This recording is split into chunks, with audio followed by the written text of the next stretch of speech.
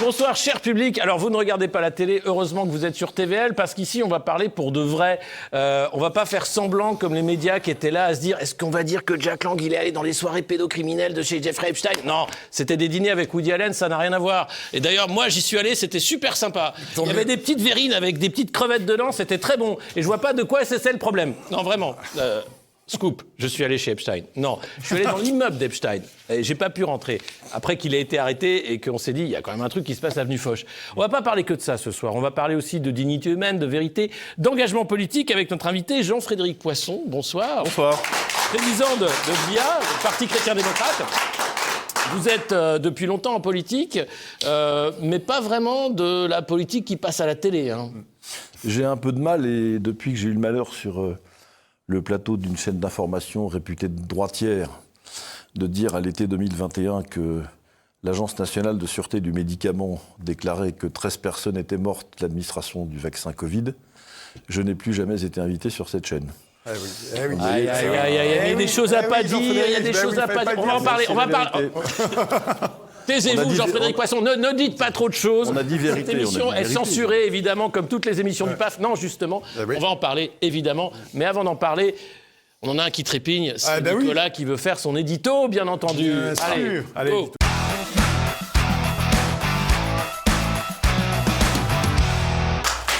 Chers amis, bonjour et bonsoir, vous êtes sur Alerte Générale, merci d'être là en tout cas. Et mon édito, toujours pareil, c'est depuis des années, le pouvoir a une obsession maladive et psychotique, faire taire le peuple, vous le savez. Pas l'écouter, pas débattre, le faire taire et lui décrocher la mâchoire s'il le faut. Pendant le Covid, la peur est devenue, vous le savez, une politique publique, carrément, le doute comme faute morale. Parler, c'était déjà désobéir et Jean-Frédéric Poisson en a fait les frais. Voilà. Les gilets jaunes, une colère sociale brute, populaire, incontrôlable et légitime. Car quand le peuple parle trop fort, le pouvoir sort les casques et les centaures. Quand il insiste, on lui casse les dents et on lui crève les yeux. Alors les agriculteurs, ensuite, vous le savez, ils travaillent pour plus, pour gagner moins, étouffent sous les normes, crèvent sous les traités. Taisez-vous, disparaissez et surtout ne remettez rien en cause. Et maintenant, le scandale Epstein, un scandale planétaire, judiciaire, documenté, des réseaux, des relations et un bunker dressé autour de Jeffrey Epstein. Et le peuple n'a pas le droit de savoir ce qu'il se passe dans le backroom de ce grand Davos de dégénérer. Parce que cette fois, le canon à caca, il est chargé, il est bien chargé ce canon-là, et il pourrait éclabousser une palanquée de personnalités, y compris en France.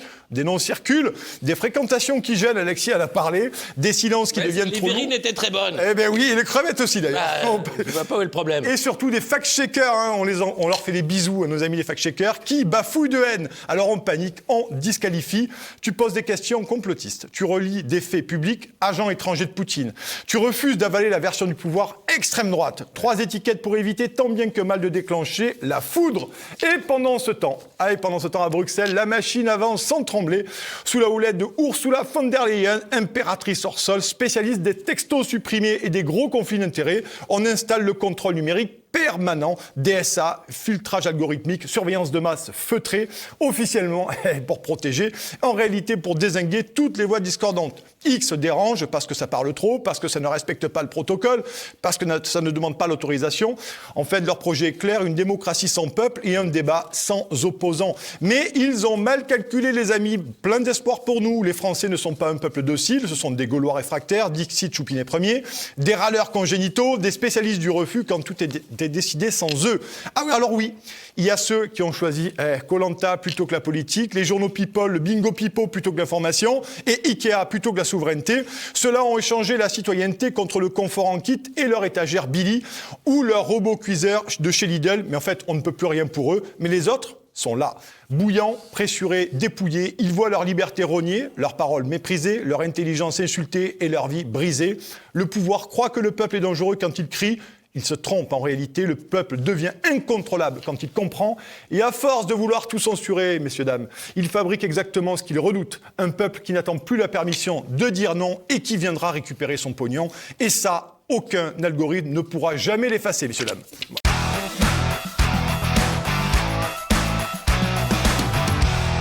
Alors, oui, on va devoir parler de l'affaire Epstein. Mais d'abord, la première question, qui est quand même une question importante. Jean-Frédéric Poisson, est-ce qu'on dit Epstein ou Epstein? C'est ça le fond du problème, c'est Oui, ça c'est ça. Bah oui. Alors, Je sais, pour d'habitude- 20 minutes, oui, ils ont fait un article là-dessus quand même. c'est vrai. Ah oui. Ouais, c'est aussi catastrophique que ça. Je lis pas la grande presse. Non. Non, mais on dit Frankenstein et Einstein, non voilà, donc l'affaire me paraît réglée, mais pourquoi c'est important, je comprends pas. Ça me Bon, non, semble c'est évidemment pas important, pas plus que le goût des crevettes dans la verrine. La question étant qui y est allé, qui se tait, qui savait et s'est tu. Perquisition en 2019, rien. Là, ça commence un peu à craquer. Jack Lang s'est accroché quand même à l'Institut du monde arabe pendant une semaine. On se rend bien compte que c'était C'est intenable. accroché pendant 10 ans, en fait. Ouais, pendant 10 ans, pendant 80, 2026, ça, un paquet d'années en fait. Qu'est-ce que ça dit en fait du pouvoir, cette affaire Epstein? C'est d'abord l'histoire d'une immense saloperie. J'ai beau chercher, je sais que sur un plateau de télévision, en face d'un public respectable, mais j'ai beau chercher d'autres mots, j'en trouve pas. Ça ajoute à la prostitution, au trafic d'êtres humains, de la pédophilie, de la criminalité tous azimuts, de l'exercice d'influence, du chantage. Enfin, aux États-Unis, il y a de quoi être condamné pour plusieurs siècles à la fois, comme ils pratiquent le cumul des peines. Donc c'est de l'horreur absolue, c'est de la barbarie presque à l'état chimiquement pur, malheureusement, auquel une classe politique qui a perdu toute forme de repère, qui considère que dans sa toute-puissance, elle a le droit d'agir sans limite, comme il lui plaît. Enfin, une classe politique, pas que politique, un ensemble de personnes, on va dire. Politico-médiatique, on peut dire. Malheureusement, on pourrait dire ça, puis même économique. Enfin, il y a apparemment un peu tout le monde là-dedans.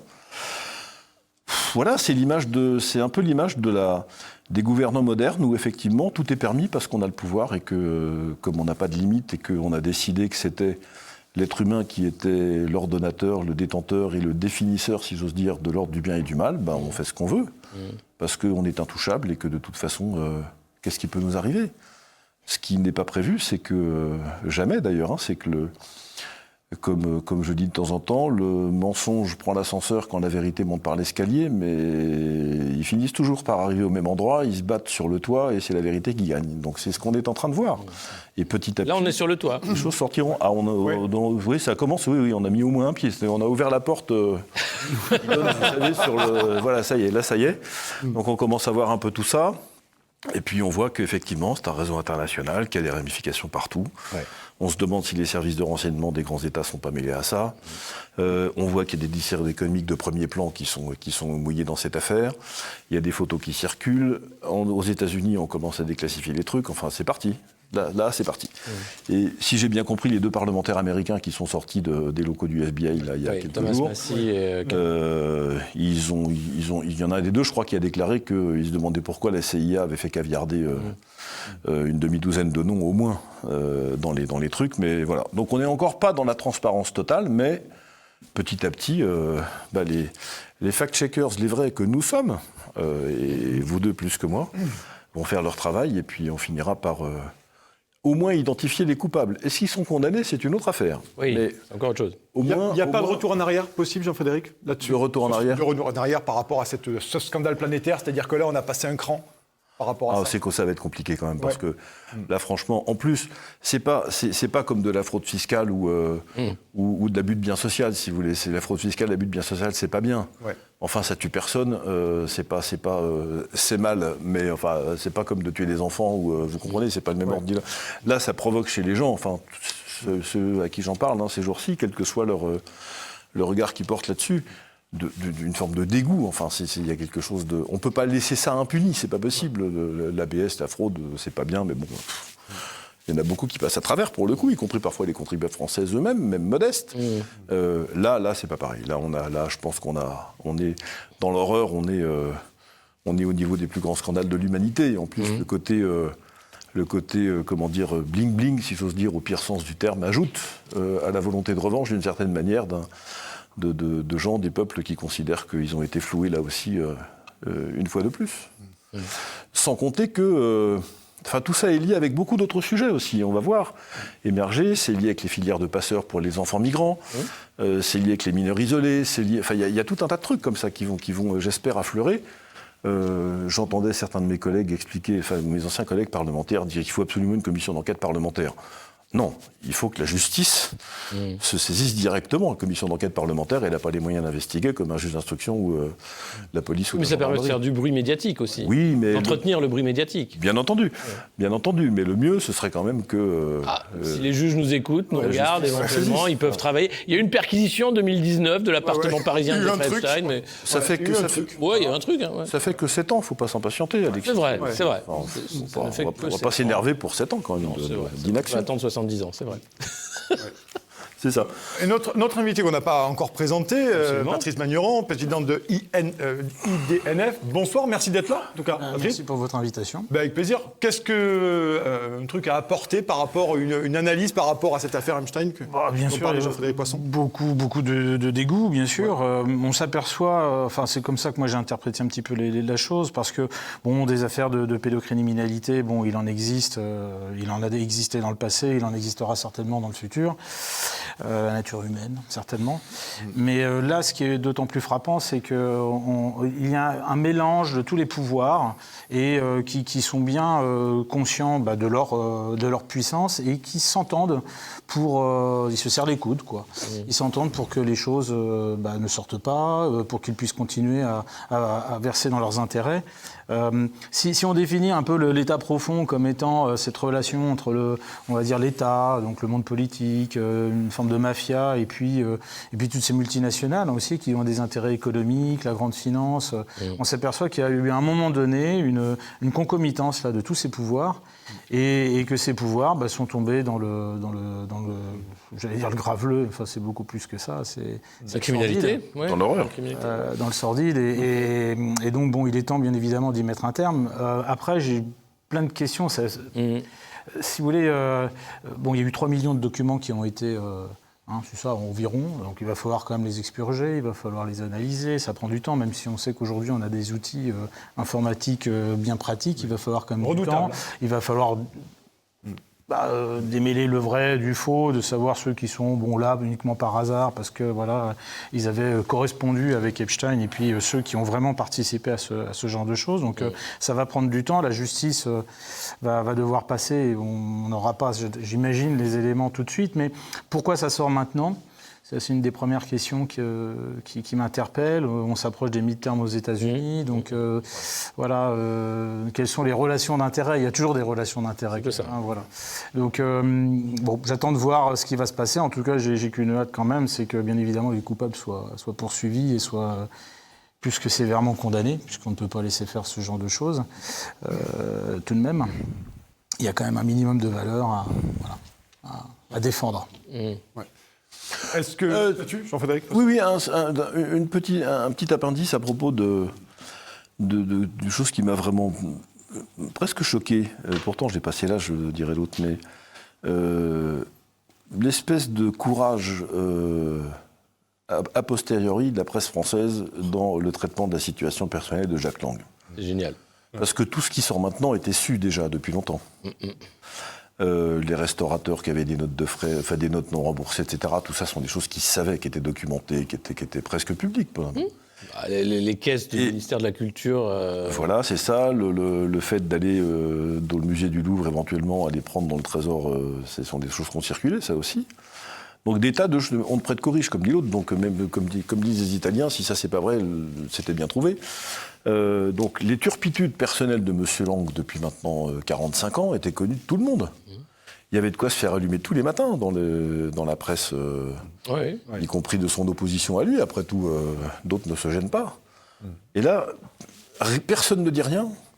Jusqu'au jour où il annonce sa démission, et alors là... C'est d'ailleurs pour ça qu'il s'est accroché au poste, j'imagine. Mais, ça, c'était magnifique quand même. C'est incroyable. C'est la victime. Voler au score de la victoire, c'est quand même... Et surtout, c'est écœurant. choisir quelqu'un qui a 86 ans, qui a sa carrière de malfaisant derrière lui, et le lâcher à ce moment-là, parce que ce sera la victime sacrificielle du système. Oui, ce sera le bouc émissaire, absolument. Oui, ça permettra de ne pas évoquer le sort éventuel d'autres personnes qui seraient impliquées. Absolument. Et la presse, les médias grand public, public ont été exceptionnels, hein, parce que d'abord ils ont invité la fille et Jack Lang, et la fille de Jack Lang, à s'expliquer et à dire Jeffrey Epstein me mettait des paquets de billets dans les poches, mais j'ai rien vu, hein, c'est ce qui arrive. Et une semaine après, ils arrivent. Quiconque est allé chez Jeffrey Epstein a compris tout de suite que le mec était quand même dangereux et malsain, sauf Jack Lang et Woody Allen. Bon, alors je veux bien, mais c'est quand même la. Woody Allen, c'est pas un bon exemple en l'espèce. C'est ça. Et d'ailleurs, il y a. Il y a des précédents. Oui. C'est-à-dire, c'est ça, c'est Woody Allen qui m'a introduit à Jeffrey Epstein. Déjà, tu te dis, ah ouais, ça commence mal. C'est ça.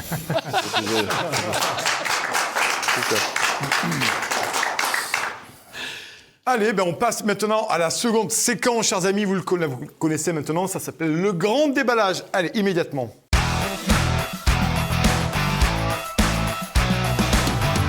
Chers amis, merci d'être encore et toujours sur Alerte Générale. N'oubliez pas de partager, bien entendu, de liker, de commenter sous la vidéo. Maintenant, on va revenir en France. On y était déjà un peu, mais on va revenir en France dans la politique politicienne, et notamment cette volonté d'Emmanuel Macron de censurer ou du moins d'interdire les réseaux sociaux au moins de 15 ans. Jean-Frédéric Poisson, est-ce que tout ça est paré de vertu pour sauver notre petite tête blonde de l'abrutissement généralisé de TikTok, ou est-ce qu'on est sur autre chose? Je crains que... Ce qui est ennuyeux avec le président de la République, c'est que on se demande toujours quelle mauvaise intention se cache derrière les mots qu'il dit, même quand ces mots ne sont pas dénués de sens ni d'intérêt, ce qui arrive quand même de temps en temps. Que la fréquentation des écrans massive par les adolescents soit un problème qui devient un problème de santé publique, d'éducation, d'autorité, tout ça, c'est pas contestable. En fait, chacun peut le voir et voir les ravages que ça fait. Très bien. Que l'État veuille se mêler de quelque chose qui relève majoritairement, prioritairement des relations éducatives entre les parents et les enfants, ça d'abord c'est gênant, et c'est même plus que gênant. Deuxièmement, ça fait penser à la loi Hadopi. Ça vous parle, la loi Hadopi? Les anciens d'ici. Voilà. J'étais un des quelques députés de la majorité à avoir voté contre à l'époque. Pour une raison simple, c'est qu'on court toujours après la technologie. C'est pas la peine de faire une loi parce que n'importe qui, même moi qui suis pas une vedette, sait comment contourner les trucs. Enfin, c'est pas très compliqué. Donc, application de l'interdiction, impossible. En revanche, une opportunité formidable pour un flicage généralisé, y compris des adultes, parce que c'est bien vers ça qu'on va. Surtout des adultes. Ouais. Et comme par hasard, comme dirait l'autre, parce que voilà, c'est mis en place septembre 2026. Oui. De manière tout à fait coïncidente, en septembre 2026, c'est peut-être le démarrage de la campagne présidentielle. À peine. Ah oui, je n'avais pas pensé, tiens. Mais c'est étonnant, oui. On se demande, finalement. Ouais. Donc en fait, quand j'ajoute le DSA, enfin toutes les saloperies qui est en train de nous préparer l'Union européenne depuis longtemps, dont on a déjà parlé ensemble d'autres lieux que celui-ci, ce confinement de nos libertés qui est en train d'être préparé à petit feu, à quoi on ajoute cette disposition qui va permettre en fait d'instaurer un contrôle numérique généralisé de toute la population au motif par ailleurs excellent de la santé des adolescents. Donc c'est ça l'intention qui est cachée derrière ça. Moi, je ne fais aucune confiance. Mais depuis longtemps, depuis que j'ai entendu Emmanuel Macron comme ministre de l'économie venir défendre sa loi de modernisation de l'économie, vous vous rappelez les notaires, les taxis, les bus Macron, etc. Devant le Parlement, je ne fais aucune confiance à cet homme. Pas davantage cette fois-ci. Et j'observe que cette disposition, très contestable sur son fond, même si l'intention doit être prise en compte et qu'on a un problème de fréquentation des écrans, pas que pour les adolescents d'ailleurs. Oui. Voilà.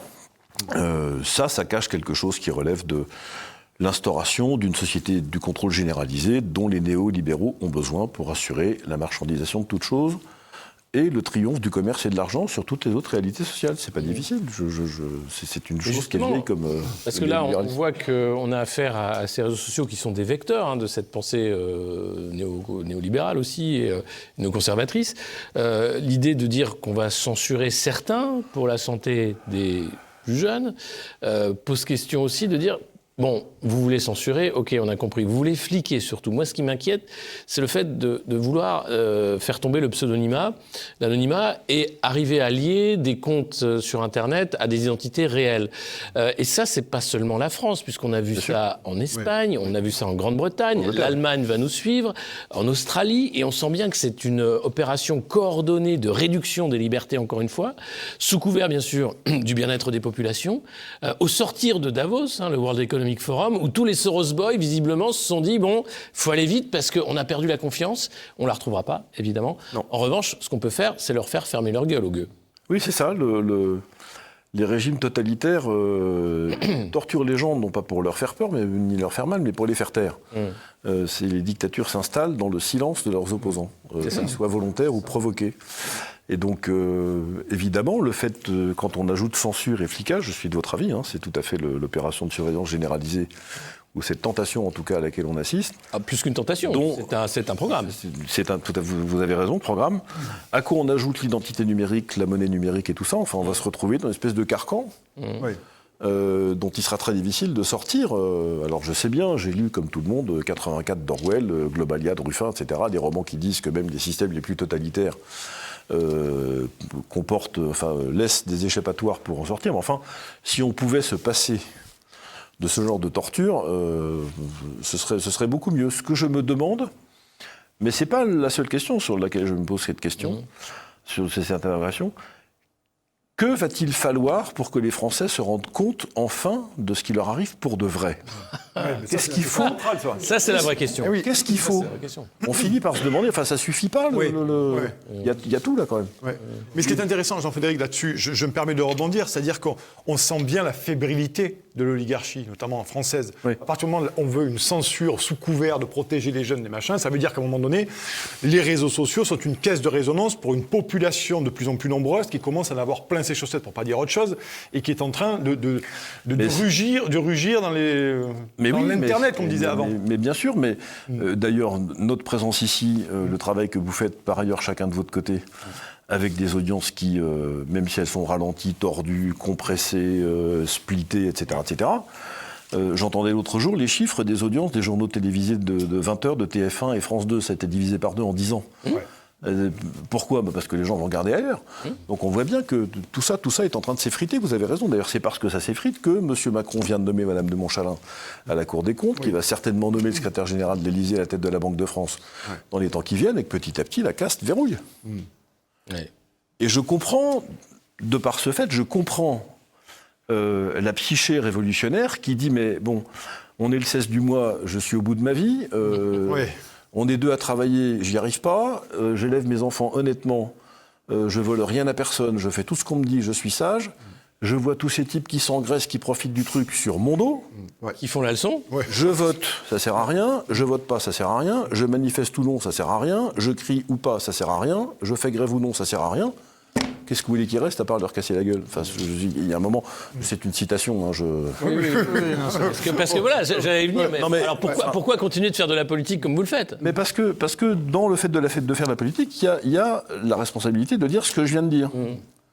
C'est aussi ça, c'est parler pour les gens qui n'ont pas de micro, pas de porte-voix, pas de Dieu merci, je suis pas tout seul, parce que vous faites un peu aussi des choses identiques. La seule différence, c'est que nous nous engageons des gens à s'investir dans les assemblées délibérantes, alors que vous faites de l'information, ce qui est une autre manière, au fond, de parler de la même chose. L'information, elle est à la base de la démocratie, c'est-à-dire, entre guillemets, puisqu'on est dans une démocratie de faible intensité, mais l'information fait qu'on peut débattre, si on est informé. Or là, on voit bien que le but de la caste, si on peut l'appeler ainsi, c'est de faire en sorte que les gens soient mal informés, et donc qu'ils votent mal ou qu'ils ne votent plus. Mal informés ou pas, ou qu'on détourne leur attention vers des choses qui sont... je déjeunais aujourd'hui avec un monsieur qui me disait, je ne sais plus quel jour de la semaine dernière, il a regardé des informations alors qu'il y avait les F-35 qui allaient décoller ou pas des porte-avions américains vers l'Iran. Epstein démarrait. À Israël, Gaza, c'est toujours la foire, bon, très bien. Journal de France 2, des branches au milieu des voies ferrées, il pleut en Bretagne. Il pleut. Ah bon, il pleut en Bretagne. Il y a eu de la neige, il y a eu du vent à Paris. On l'a échappé belle. Il y a du vent en Vendée. Ah bon, il y a du vent en Vendée. Et il n'y a plus d'eux. Et il y a plus d'eux. Il y a plus d'eux. C'est une vraie nouvelle. Ah ben oui, ça. Mais Qu'est-ce que vous voulez que je vous dise ? Mais ça, c'est vrai. Il y a un truc, là, c'est frénétique ce qui se passe. C'est-à-dire qu'on est mi-février, même pas. On a eu Maduro qui s'est fait enlever chez lui. On a la guerre en Iran, peut-être. On a l'affaire Epstein qui arrive comme ça. Et les mecs en France sont là. Alors, qui est-ce qui va gagner les Césars ? Ouais. C'est ça. C'est ça. Le gouvernement, le cornu, va-t-il être censuré par le Parti socialiste et les Républicains ? Bah non. Et personne ne sait qui c'est. Tu demandes aux gens dans la rue, le cornu, ils savent pas. Ils pensent que c'est une marque de pâtes. Oui, bien sûr. Ouais, c'est sûr. Ouais, c'est clair. Ouais. Il ferait bien d'apprendre parce qu'avec ce qu'il nous prépare sur le décret sur l'énergie, là, on va quand même en prendre plein la figure. À la PPE. La PPE, Justement, vous avez travaillé là-dessus, sur la PPE ? Un peu, oui. Alors, quelle est la douille dans la PPE ? Pardon. La grosse douille. La grosse Je douille. me permets de le dire, Merci. grosse douille. Quelle est la grosse Qu'est-ce que douille vous dans la entendez PPE ? par grosse douille ? À quel moment on va encore sortir on va payer trop Voilà. cher une électricité qui est bon marché en France. Ah, mais très simplement parce qu'on va massacrer le programme nucléaire français. Ouais. On va investir je ne sais pas combien de centaines de milliards dans des énergies alternatives, des éoliennes en pleine mer. Ouais. C'est C'est bien vrai, ça, 300 mais c'est milliards bien, d'après mais c'est Fabien bon. Bouvier, je crois. Il manque que les éoliennes sous terre et je pense qu'on aura fait on aura fait le tour. Alors là, On aura tout fait. vous venez de donner une idée à des génies du mal. Ouais, c'est clair, là, ouais. Parce qu'il y a des couloirs sous terre avec des vents. Voilà, c'est ça. Voilà. Non, 300 milliards dans les énergies alternatives, c'est le prix de 20 EPR. Hein. Ouais. S'ils sont en retard, 30 s'ils sont à l'heure. Et de la maintenance des centrales, qui va devenir très cher. Donc ça va évidemment se faire au détriment du reste. Ouais. Et ça va nous rendre encore plus dépendants d'approvisionnement énergétique de l'étranger. Ça va renchérir le coût de notre Des Russes ? électricité. On va être obligé d'acheter aux Russes ? Ah non, on n'a plus le droit. Non, on achète aux Indiens, je vous rappelle. Ne commencez pas à... On achète faire aux de Indiens mauvais qui esprits. achètent aux Russes. Oui, pardon. Ah, mais arrêtez un peu avec ça. Et aux Américains. Et surtout aux Américains. Et surtout aux Américains. Donc en fait, c'est encore une fois, alors on va encore dire qu'on fait du mauvais esprit, qu'on est taquin, mais qu'est-ce que ce double quinquennat d'Emmanuel Macron n'aura pas fait dans l'intérêt de l'économie américaine ? Je cherche et je ne trouve pas. Et pourtant, il est toujours là. Oui. Il faudrait Ah oui, mais regarder il a été l'opposition élu. politique, on en a parlé. Regardez Il a été la élu. classe politique, l'opposition qui ne fait que tweeter, de la LFI au RN. Et finalement, il n'y a pas une véritable opposition. L'article 68 sur la destitution de Macron, passé au rencard. La censure, j'en parle même pas. Et puis, il y a des gens qui tweetent. Et puis, ils sont quand même pas beaucoup à l'Assemblée nationale. Il y a quand même souvent un club de bridge pendant leur décision. Encore une fois, alors, LFI, on n'aime pas, mais honnêtement, ils ont fait la destitution. Eux, ils ont fait le Ils job. ont été contre la loi du flicage Internet. Ils ont fait le job. Voilà. Ils sont à peu près les seuls. Et voilà. Et en sachant qu'en le face, ça RN, montrait par pas contre, aussi. ils sont aux abonnés absents. Là. Un peu faiblard, on va dire ça comme ça. Sur la destitution, bon, l'article 68, il est fait pour que ça ne marche pas, on est d'accord. oui, Oui, mais ça, d'accord. Ça existe. Oui. Mais au moins, ne serait-ce que d'en parler. Autant s'en servir. Parce que vous imaginez bien que, même si la mécanique est telle pour aller jusqu'au bout de la destitution, qu'on ne peut jamais y arriver, quasiment pas, le simple fait qu'il y ait, dans l'hémicycle de l'Assemblée nationale, un débat sur la destitution du chef de l'État, le président de la Déjà République bien, n'est pas forcé de démissionner, mais enfin, il n'en sort quand même pas dans le même état avant et Surtout, après. ça permet de débloquer la parole publique. Exactement. Là, ce Donc, débat-là. moi, j'étais partisan, je l'ai dit d'ailleurs sur votre plateau et chez vous. Tout ce qui peut pousser Emmanuel Macron vers la porte de sortie le plus rapidement possible est le bienvenu. Qu'on n'aille pas me dire... Allô, Benjamin Netanyahou ? Ah, pardon. Ça marche pas comme ça ? Il est taquin. Non, mais je veux dire par là que les arguments, oui, alors la stabilité, il faut maintenir la stabilité, mais de quoi vous me parlez ? Il n'y en a pas de stabilité. Il faut protéger les institutions, mais la destitution, elle est dans les institutions, donc il ne s'agit pas de... Donc, tous ces arguments qui disent surtout, il ne faut pas s'en servir parce que c'est dangereux, etc. Non, ce qui est dangereux, c'est qu'Emmanuel Macron reste un jour de plus.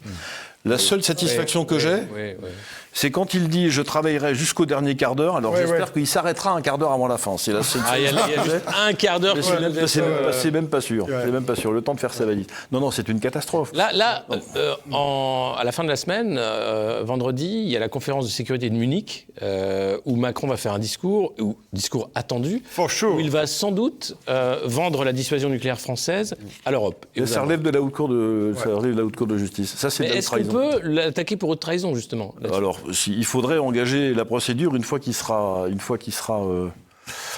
comment ça marche ? Ça faudrait que je regarde. Tiens, je ne sais pas répondre à cette question, parce que la procédure a été modifiée. Ça n'existe plus. C'est Nicolas Sarkozy qui a fait que la procédure soit modifiée. Il a mis des coups de serpette. C'est ça qui a changé, c'est qu'il n'y en a plus, en fait. Voilà. Non, mais ça pour le coup, vous voyez, c'est comme la déclaration de guerre unilatérale pour aller envoyer je ne sais pas qui en Ukraine, je ne sais pas pourquoi faire, je ne sais pas non plus d'ailleurs.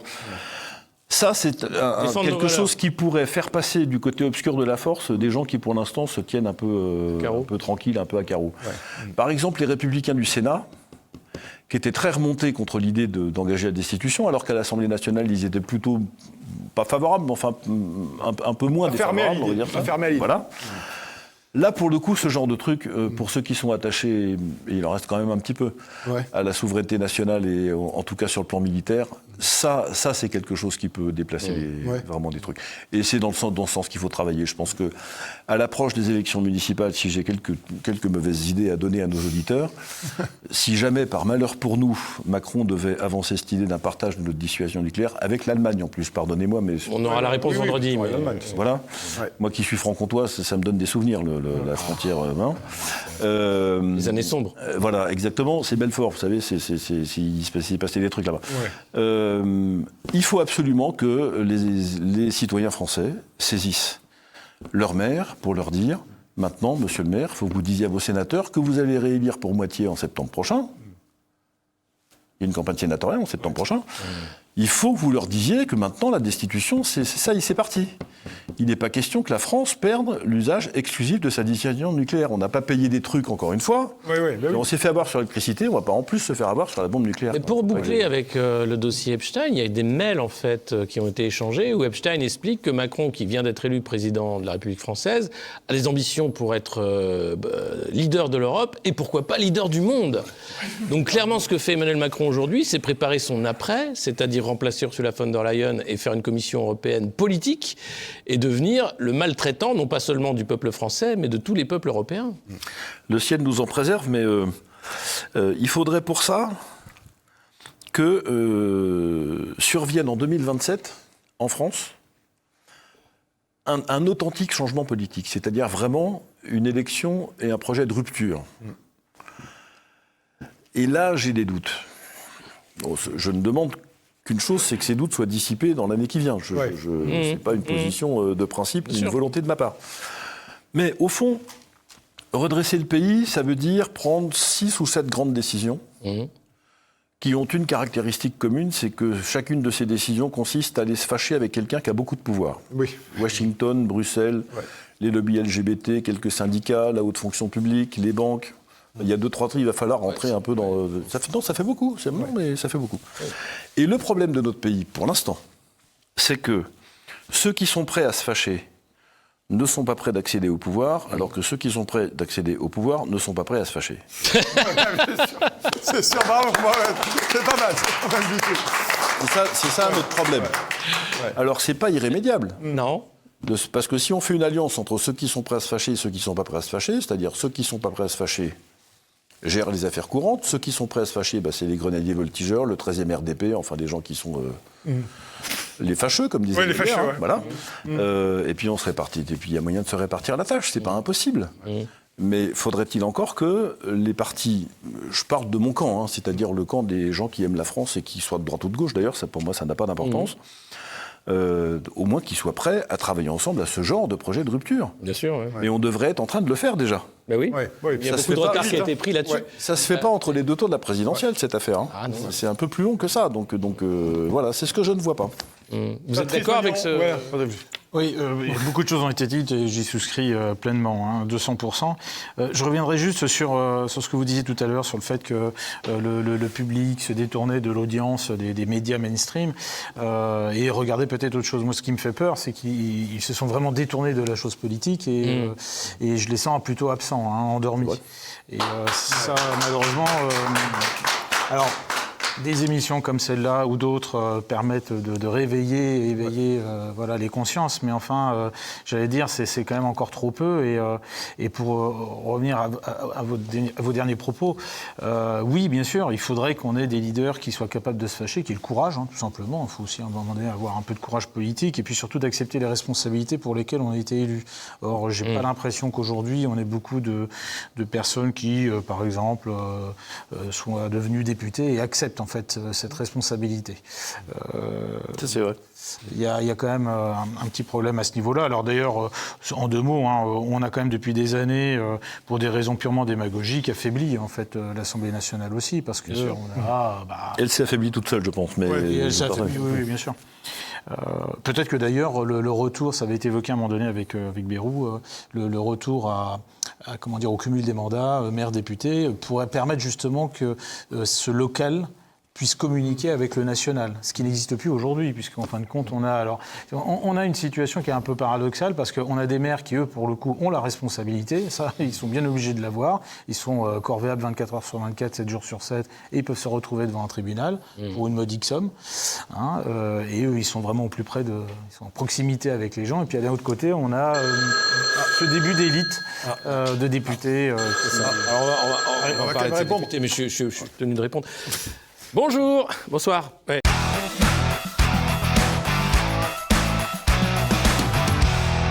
Oui, mais c'est comme je le disais avec mes amis, les crevettes n'étaient pas dégueulasses. Enfin, c'était des petites verrines et il y avait, je crois, des avocats et du caviar. Mais oui, Bruno Le Maire, non, il n'était pas là. Non, mais c'est pas le sujet, d'accord. Je vous écoute. Oh, très bien. D'accord. Alors. Il n'y a pas d'affaire Epstein en France. Ouais, apparemment. D'accord avec ça. Ça concerne d'abord la justice américaine, me dit le conseiller. Oui, ça s'est entendu, bien sûr. Très bien. Je lui passerai le message, bien sûr. Eh ben, on se retrouve oui, les îles Vierges. Avec plaisir. Bonsoir, monsieur le conseiller. Bonsoir. Pas d'affaire Epstein en France. C'est pas le bol. Bah non. Mais c'est vrai. C'est très curieux ce que vous nous dites parce que... C'est pas moi, c'est l'Élysée. Ah, l'Élysée dit ça? Oui. Bah oui. Ouais. Mais pourquoi est-ce que l'Élysée dit qu'il faut que la justice suive son cours? Alors, je comprends rien. La justice, elle s'est arrêtée. Donc le cours de la justice, là, il y a quand même une association Innocence en danger qui demande à ce que l'enquête soit réouverte et qu'il se passe quelque chose, puisqu'il y a quand même eu une perquisition en 2019 dans l'appartement avenue Foch de Jeffrey Epstein, où il restait quand même plusieurs jours de l'année. Et il faut voir les logs de son avion, où il partait de Paris pour aller un peu partout. Bon, il n'y a rien eu. Mais c'est lié quand même. Vous avez fait venir... Alors, Alexis, j'en suis sûr. Nicolas, je ne sais pas. Carl Zero dans votre émission du Monde Moderne, il y a un moment déjà, et peut-être même plusieurs fois. J'avais regardé son documentaire là, qui est une horreur absolue. On voit bien que tout ça c'est un système, c'est pas simplement quelques personnes qui seraient liées pour... Et il n'y a aucune raison que la France soit le seul pays du monde. C'est comme le nuage de Tchernobyl, si vous voulez, c'est pareil. Il y a un moment où... on ne voit pas pourquoi on serait épargné. Jean-Frédéric, ce que j'aimerais comprendre, c'est pourquoi la France a une telle omerta. Ça a été le cas sur le Covid, c'est le cas aujourd'hui sur l'affaire Epstein. C'est incroyable, c'est un bunker, la France. L'oligarchie a dressé un véritable bunker. Moi, c'est ce qui m'effraie, en fait, concrètement. Sur toutes les affaires qui touchent à des scandales d'État, on est dans un bunker. Je vais vous faire une réponse un peu Noam Chomsky a analysé il y a maintenant quelques années la manière dont... Mais il est dans l'avion d'Epstein, non? Il paraît qu'il est dans l'avion d'Epstein. Et puis pas qu'un peu. Il était très pote avec Epstein. Ce qui, par ailleurs, ne remet pas en cause, à mes yeux en tout cas, l'intérêt des réflexions qu'il a faites sur la manière dont le système capitaliste mettait la main sur le contrôle des médias. Et on y est quand même un peu. Enfin, je ne veux pas dire qu'il y aurait forcément des collusions d'intérêts entre... les propriétaires, pas les patrons de presse, les propriétaires des organes de presse, d'un côté, et puis, alors au besoin, les vendeurs d'armes, les laboratoires pharmaceutiques, les trucs, mais enfin, même pendant la crise Covid, on a bien compris que l'intérêt des laboratoires, c'était de vendre des vaccins, donc il fallait dire qu'il y avait une maladie. Non, c'est pas vrai. C'était de protéger les populations d'un virus... Passez-moi votre téléphone, je vais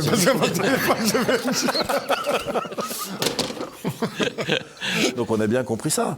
Et je pense, alors j'ai pas regardé en détail, mais il me semble quand même que cette intrication d'intérêt économique de très très grande importance d'un côté avec la presse mainstream est plus marquée en France que dans les autres pays. Justement, est-ce qu'on n'a pas un truc en France qui s'appelle les fact-checkers, si. qui sont une sorte de commissariat politique du pouvoir et qui a tenu dans la peur les journalistes, les politiques, parce que parler de ces choses-là avec des sources, avec des mots qui disent les choses, c'est complotiste. Eh oui. Est-ce que vous ne seriez pas un peu complotiste, Jean-Frédéric? Je ne sais pas. Est-ce que Jean-Frédéric... Il est un peu complotiste, on est d'accord? Oui. On est borderline avec... On est borderline. On est très borderline. Oui, mais qu'est-ce que vous voulez que je vous dise? Vous savez, j'ai grandi et passé une partie de ma vie dans l'assassinat de Kennedy, qui est pour moi un sujet d'une forme de hobby. Ça démarre parce qu'en classe de première, j'ai dû faire un exposé en cours d'anglais. Il y avait 40 sujets à choisir. Comme j'étais au fond de la classe, j'ai choisi en dernier. Et c'était celui-là, je suis tombé sur celui-là. C'est un pur hasard. Ça a nourri, depuis que j'étais en première, ça fait quand même quelques années. Donc j'ai lu, je ne sais pas, 4 mètres de littérature sur l'affaire Kennedy. OK.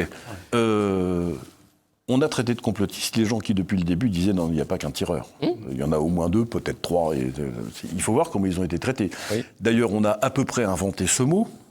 Les services de renseignement américains en tout cas, c'est pas tout à fait parce que dans l'histoire américaine il y avait quelques précédents, mais ce mot complotiste a été inventé par les services de renseignement américains à l'occasion de cette affaire de l'assassinat de Kennedy.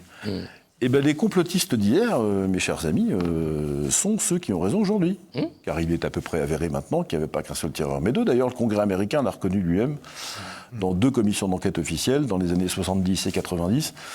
Donc oui, complotiste, très bien, mais ça veut dire que j'aurai raison une fois que je serai mort. C'est une belle consolation. Mais ce serait bien d'avoir raison maintenant. Là, ça commence à être pénible et long, là. Cette chape de plomb, on a raison maintenant, et mon cher Alexis, vous comme moi, nous sillonnons la France pour essayer de rappeler ça à nos contemporains.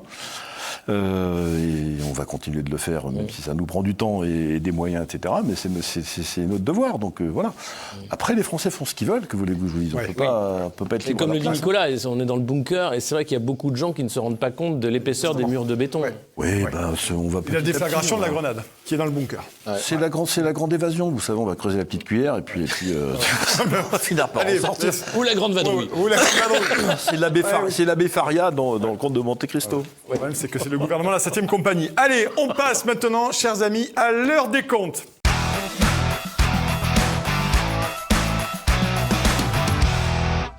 L'heure des comptes.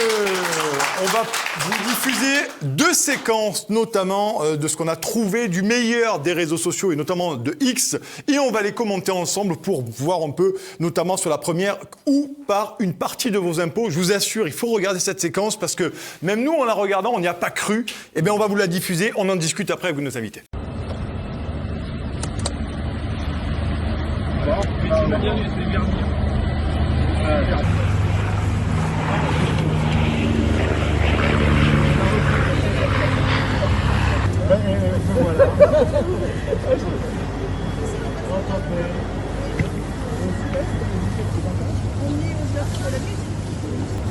Alors qu'est-ce qu'on vient de voir, Nicolas? Oui, c'est incroyable. Alors, je vais vous recontextualiser rapidement.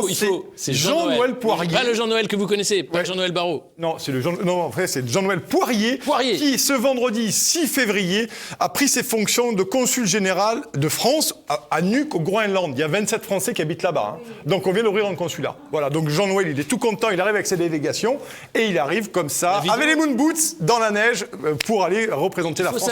Il faut savoir que, donc là, cette vidéo a fait des millions de vues quand même. Ouais. Il arrive comme un sauveur, parce qu'il était très attendu. Oui, c'est clair. Il doit sa première mission, c'est de trouver un bureau. Il n'a pas d'équipe, pas de bureau.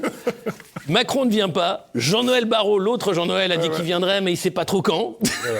Mais par contre, Jean-Noël Poirier, il est là. Quoi. Il est là. Est-ce que c'est un héros des temps modernes? C'est un aventurier. On se demande si comme il ne va pas dire à un moment ou à un autre, Mr. Livingstone, je présume, comme... chercher les sources du Nil. C'est la politique du motoneige, en fait. C'est la politique du motoneige. Il faudra du motoneige. Après, le Groenland, il y a un vrai sujet. Le Groenland, il y a un vrai sujet sur le moment où ces young leaders atlantistes se rendent compte que les États-Unis les ont pris pour des cons depuis le début. Oui, mais ça, il fallait lire les livres d'histoire. Mon cher Alex, excusez-moi, mais les gens qui s'étonnent que Trump aille chercher Maduro au Venezuela ou qui mettent des bombes sur le nez des gens qui leur plaisent pas, enfin, ils font ça depuis la Deuxième Guerre mondiale, quand même, globalement. Hein, donc, c'est pas puis de manière... ça s'appelle l'Empire. Hein. Répétitive. Voilà. Et effectivement, ils considèrent que toute la tranche là, qui va du pôle Nord au pôle Sud, tout le continent, c'est chez eux. Donc, si c'est chez eux, c'est à eux. Et si c'est à eux, ils peuvent prendre tout ce qu'ils veulent. Voilà.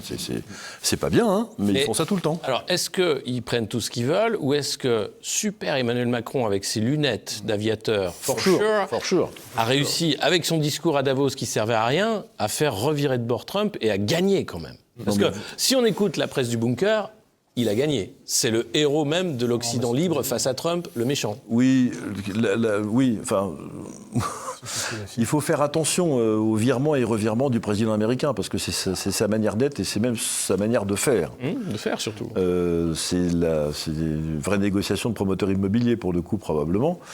Je pense qu'il a, enfin, je ne suis pas dans sa tête, mais d'après ce que j'en comprends, il a vraiment la volonté de faire en sorte de pouvoir faire ce qu'il veut au Groenland. Pas forcément d'annexer le Groenland comme un 58, ça c'est défable. Lui, il peut vouloir faire ce qu'il veut. Donc il fera tout ce qu'il peut pour. Certainement pas jusqu'à envoyer les troupes, parce que franchement, ce serait grotesque. Et ça sert à rien, mais faire des chèques, de trucs, tant qu'ils veulent. Il y a une série télévisée qui s'appelle Bergen. Oui, Bergen. Non, c'est pas Bergen, c'est... Si, c'est Bergen. Borgen, voilà. Borgen, la 4e saison, parle justement de la volonté des Chinois, cette fois-ci, d'investir le Groenland. C'est formidable. C'était pas les Russes, pour une fois. C'était pas les Russes. Et non, c'est pas les Russes. non. Les Russes, c'est dans une autre Il y a série. une autre série qui envahissent la Suède. Ouais. La Norvège. La Norvège, bon, c'est pareil. Mais oui, c'est très impressionnant parce que, comment dire, on est dans presque une préfiguration de ce que les États-Unis nous préparent. Il va mettre la main sur le Groenland, les ressources naturelles, les Groenlandais seront indemnisés, le Danemark aussi. Et c'est formidable. Et Macron aura toujours Tout ira bien. Tout ira bien. Allez, on passe à la seconde séquence, chers amis, pour ne pas se mettre trop en retard. On va parler de commission d'enquête parlementaire. Vous allez voir, c'est que du bonheur. Séquence. Merci, monsieur le rapporteur. Vous venez de porter des accusations très graves contre moi en disant que j'avais des liens avec Media One, ce qui est absolument faux. Pourquoi vous me répondez à chaque fois? Merci, messieurs les ministres. Mais non, mais Jérémy, franchement, mais qu'est-ce que tu fais là? Pourquoi tu t'interromps? Monsieur le rapporteur, j'avais encore plein de questions à poser. je viens de suspendre cette J'avais des audition. Je viens de suspendre cette audition. Monsieur le rapporteur vient de me mettre en cause en indiquant que j'avais des liens avec Media One, ce qui est absolument faux. Et donc je mets fin à cette audition. Monsieur le Président, et je remercie les ministres de leur Monsieur le présence. Président, C'est génial. C'est quand même formidable. Ah non, C'est quand même formidable. Mais Jérémy, reviens, je sais pas tout dit. Vas-y. C'est incroyable, Jean-Frédéric. Ça, c'est toujours rigolo de voir un homme chauve se plaindre qu'on lui a tiré les cheveux. Donc, Non, mais ça, pour le coup, ça me fait rire. au-delà de ça, vous avez été élu à l'Assemblée nationale. J'ai présidé une commission. Président, alors vice-président de la commission des lois. Ça se donne du monsieur le président, monsieur le rapporteur, monsieur le machin, mais en fait, Jérémy, c'est quoi ce bordel? Non, mais ça, c'est comme ça qu'on se parle à la buvette. Ouais, voilà. Parce qu'à la Pas que, buvette, visiblement. quand on est dans un truc officiel, une instance officielle, comme une commission d'enquête, particulièrement si les auditions sont télévisées, il y a un minimum de protocole, quand même. C'est comme ici, on essaye d'être courtois et bien élevé, même si par ailleurs on peut se... Bon. Non, mais là c'est grotesque parce que, d'abord, le président, il est là pour protéger les intérêts de France Télévisions, c'est clair, on a bien compris. On a bien compris que la présidente de l'Assemblée nationale, plus une partie de la majorité du bloc central, veut faire en sorte que le rapport ne soit pas publié ou alors qu'il soit Caviardé. caviardé. Bon. Il y a un précédent. Nicolas Perruchot, mon excellent collègue député maire de Blois, en 2009, pilote une mission d'information sur le financement des organisations syndicales de salariés. La mission va à son terme. Le rapporteur Nicolas Perruchot propose le rapport à la mission qui refuse la publication parce que c'est le droit de la commission. D'accord. La commission C'est peut ce qui dire va se passer là, on le ça sait. pourrait. Je ne sais pas ce qui va se passer. En tout cas, c'est parti. Si c'est pas ça, c'est quand même parti pour. Alors que le rapporteur, de temps en temps, il pourrait être un peu plus rond, il perdrait pas, franchement, un peu moins comme ça. Mais il fait un excellent travail et en tout cas, on commence à comprendre qu'à France Télévisions, il se passe des trucs. Patrice Magnuron, pas là-dessus, clair. rapidement, parce qu'on est en retard. Oui, j'évoquais tout à l'heure l'affaiblissement de l'Assemblée nationale. Bon, là, on en a vu une séquence. Je trouve que c'est catastrophique des deux côtés. Bon, là, Jérémy, oui, je suis d'accord avec vous. Il y a quand même un minimum de courtoisie, puis surtout de respecter un petit peu les convenances. Mais là, il est pris de court, le rapporteur. En fait. Puis le président qui s'en va, qui revient. Bon, enfin, tout ça, ça affaiblit bien évidemment la parole des députés et c'est juste catastrophique pour notre représentation et donc du coup pour nous. Bon, voilà. Après, est-ce qu'il y aura un rapport, est-ce qu'il n'y en aura pas je n'en sais rien. Juste sur la séquence d'avant, moi je serais M. Poirier, ça ressemble quand même vachement à une mise au placard, quand même. Le truc. Il était au Vietnam Ça avant. s'appelle un congélateur, en fait. Je pense qu'il avait besoin de mise au fraîcheur. congélateur. Un congélateur. Du Vietnam au En dernière séquence, pour se faire plaisir, les amis, parce qu'on est en retard, on va... Et pas que, parce qu'on n'oublie pas la crise agricole. Il y a Oui, son agriculture qui arrive. exactement. Et après, dernière séquence rapidement pour rigoler.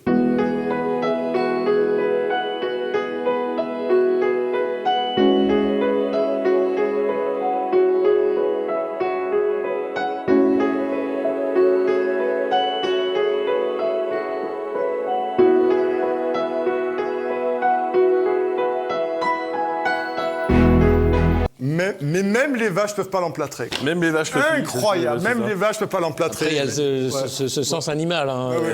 L'instinct. Ouais, c'est ça. Elles doivent sentir qu'il y a un truc pas clair.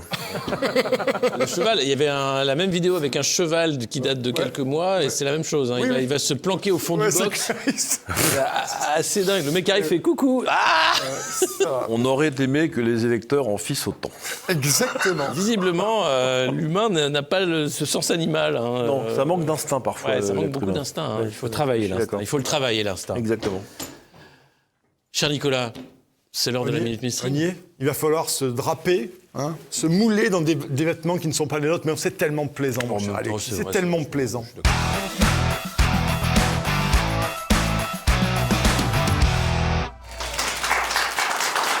La Minute Mainstream, chers amis. Ah ben, mon cher Alexis, ça y est, l'affaire Epstein, ça y est. Les complotistes, les QAnon addicts sont là. Tous là sur les réseaux sociaux nous expliquer que c'est un scandale planétaire qui va toucher la France et que toute l'oligarchie, comme ils disent, c'est quoi l'oligarchie, la caste. Écoutez Nicolas, je crois que là, on a l'illustration parfaite que la conspisphère catapulse dans la turbo-complosphère via la quanonisphère des théories totalement fantasmagoriques, fantasmées en réalité de ce qui n'existe pas. L'affaire Epstein, pour moi, c'est vraiment l'illustration de la force que peuvent avoir ces narratifs conspirationnistes et qui font qu'aujourd'hui, si on est... On n'y arrivera pas. On n'y arrivera pas. Et il n'y a rien, en fait. Les crevettes avaient un très bon goût dans les verrines. C'est un scandale. Toutes les failles, ils sautent dessus en permanence pour nous expliquer qu'il y a ce grand complot mondial, cet nouvel ordre international. Non, mais voilà. Nouvel ordre international, voilà. Donc, l'affaire Epstein, on aura tout eu. Il faut censurer X. Il faut tout censurer. Oui. Censurons tout. Oui. Censurons tout. Et pour une bonne et simple raison, c'est que l'information ne doit pas être laissée à des conspirationnistes sphéristes. Sphéristes, c'est pas mal, sphéristes. J'aime bien. Voilà, parce que l'information est plate. Et oui, l'information est plate, à la différence de la Terre d'ailleurs. C'est les mêmes. Qui est sphérique pour les le coup. reptiliens. Voilà. On a toute la gamme là. Il ne faut pas confondre la complosphère avec la platitosphère de l'information officielle. Exactement. Voilà. C'est pour ça qu'à un moment donné, il faut censurer les réseaux sociaux et écouter nos chaînes, à nous, bien entendu. Et surtout les fact-checkers. Les fact-checkers, voilà. Fact-checkers. Exactement. Les fact-checkers, c'est l'avenir de l'information indépendante, sourcée, véritable scène qui permet de nous amener vers notre petit père des peuples. C'est le vaccin de la vérité. Exactement. Le vaccin de la vérité, formidable. En tout cas, Sus AX, notamment, et l'affaire Epstein, c'est pas du scandale. Voilà.